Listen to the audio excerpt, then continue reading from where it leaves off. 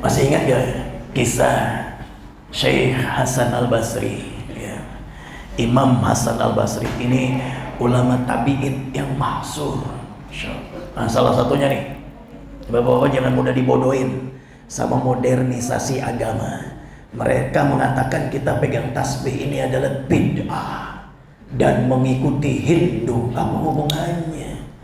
Tasbih ini Pak mursalsal sampai kepada Syekh Hasan Al-Basri. Masya Allah.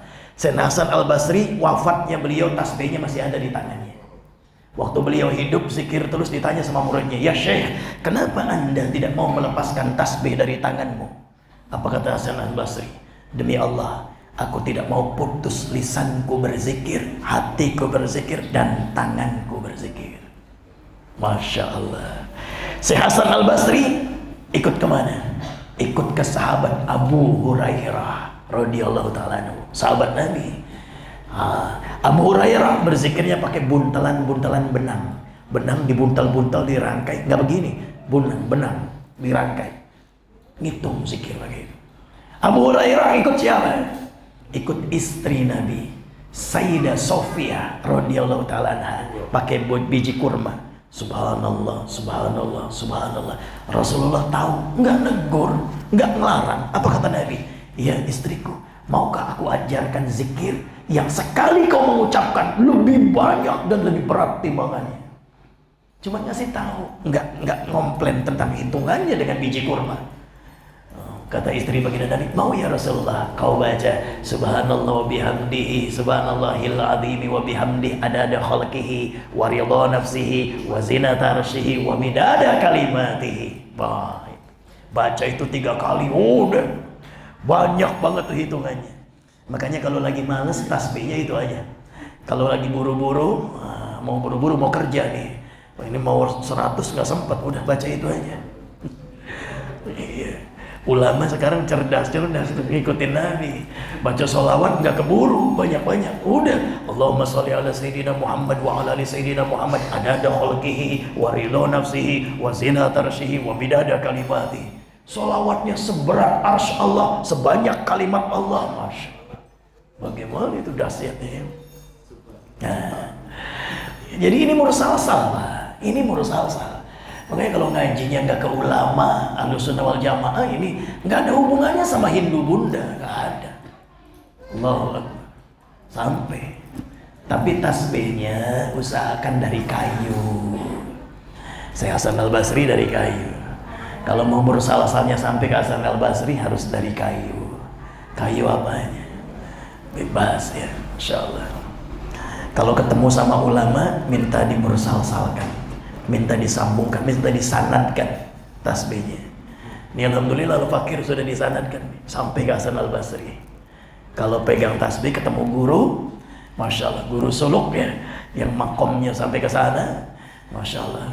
Abi Kiai, ini mursalsalkan tasbih ini, mursalsalkan, sebutin semua ini, sini, sampai saya Hasan Al-Basri. Jadi jangan dipercaya itu bid'ah. Masya Allah. Coba jujur, Bapak pegang tasbih sama pegang HP, mana yang membawa Bapak ingat sama Allah? Iya, itu jujur deh. Bapak pegang HP, kapan ingat Allahnya? Paling saat buka Quran di HP, ya kan? Saat baca materi dakwah kayak begini. Tapi kalau Bapak pegang ini, cobain. Begitu dipegang, tangannya ngayun, hatinya bunyi. Minimal hatinya bunyi. Allah, subhanallah. Ininya ditaruh, diem lagi. Masya Allah. Makanya kata guru Abi Halim, ibu-ibu diomelin di sana tuh bunda. Ibu-ibu diomelin. Kenapa berani lepas tasbih? Masya Allah. Dan sampai ulama Ahlussunnah wal Jamaah bilang, carilah guru yang di tangannya ada tasbihnya. Masya Allah. Iya, karena nggak lalai dia. Tuh begitu. Mau cerita apa tadi? Istighfar ya. Nah, Syekh Hasan Al-Basri pondoknya gede, tamunya banyak, Masya Allah, muridnya banyak, sibuk. Tapi tiba-tiba Syekh Hasan Al-Basri menginginkan keluar rumah, pengen safar, pengen jalan keluar. Karena ulama itu Pak, dia selalu mengikuti nurani, mengikuti benak hatinya. Itu lagi muridnya banyak, tamunya banyak, tiba-tiba hatinya pengen safar, pengen keluar. Masya Allah, iya, keluar tuh, ditinggalin pondoknya, keluar beliau, nggak punya tujuan. Iya, sampailah ke Baghdad, ke Irak. Nah, nyampe di sana pas sholat maghrib. Dulu nggak ada medsos, ya, dulu nggak ada medsos, nggak ada yang kenal. Syekh Hasan Basri itu begitu wajahnya, rupanya begitu, nggak ada yang kenal, nggak ada medsos. Kalau sekarang ulama dunia, ya, Habib Umar bin Hafiz, semua orang udah tahu wajahnya. Kalau dulu sekelas Hasan Al-Basri nggak ada yang kenal wajahnya kayak apa, tapi namanya udah masyhur.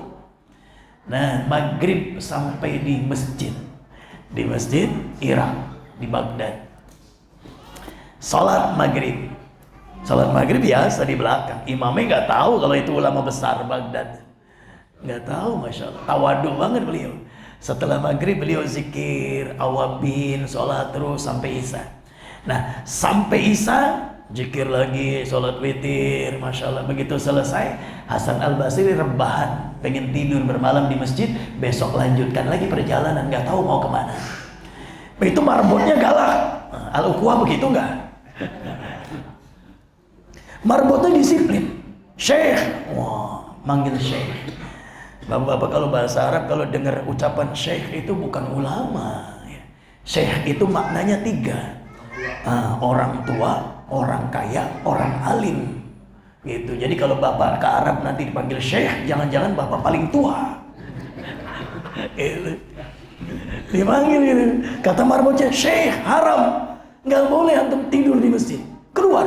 Kata Syekh Hasan Al-Basri, saya musafir, saya pengen bermalam di masjid, habis subuh aku lanjutkan perjalanan. Enggak boleh. Kalau keluar, didorong-dorong sama marbot karena nggak kenal.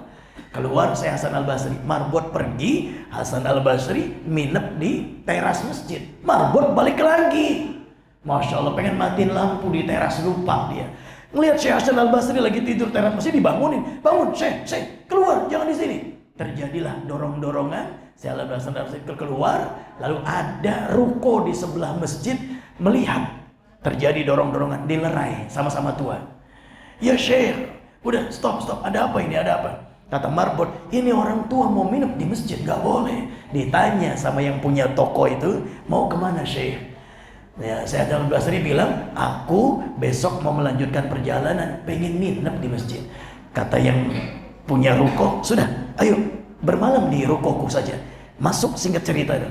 Masuk, ngobrol gitu ya, kenalan, gak kenal, udah nyamar aja, Basri itu aja namanya. Subhanallah. Nah, gak taunya itu yang punya ruko itu ternyata tukang pembuat roti.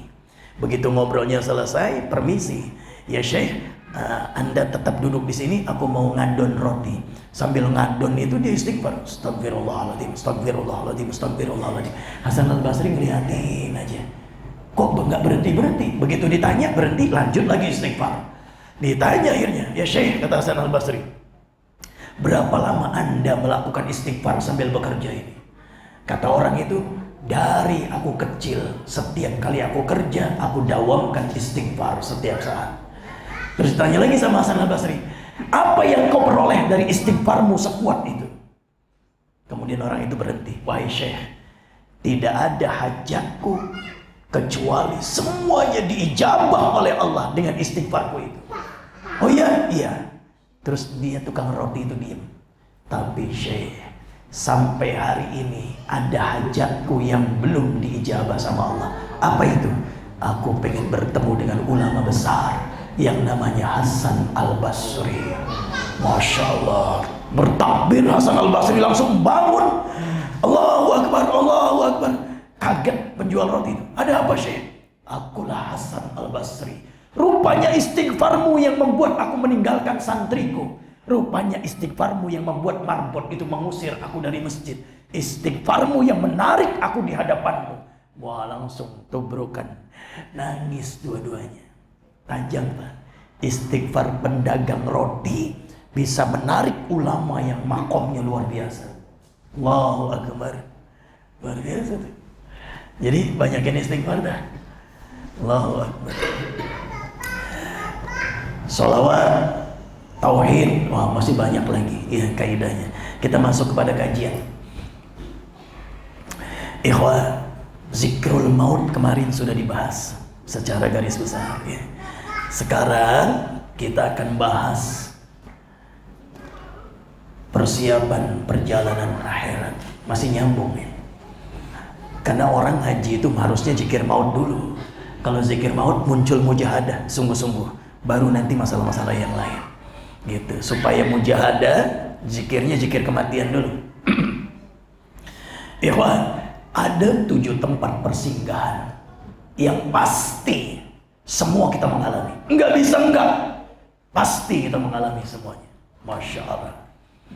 Nah, dari 7 persinggahan itu barulah kita akan berakhir di 2 tempat, neraka atau surga. Tapi sebelumnya 7 tempat itu pasti kita lalui. 7 proses itu pasti kita lalui. Masya Allah. Nah, ke-7 tempat tersebut, jika setiap tempatnya kita tidak lakukan persiapan mulai saat ini, subhanallah, dan persiapan tersebut hanya bisa dibuat, hanya bisa dilakukan saat kita ada di dunia, Masya Allah, nggak bisa enggak. Kalau kita tidak mempersiapkan itu, maka setiap persinggahan, setiap tempat itu, kita akan dibelasah menderita. Dan akhir kita di 2 tempat itu pasti akan masuk neraka. Nah,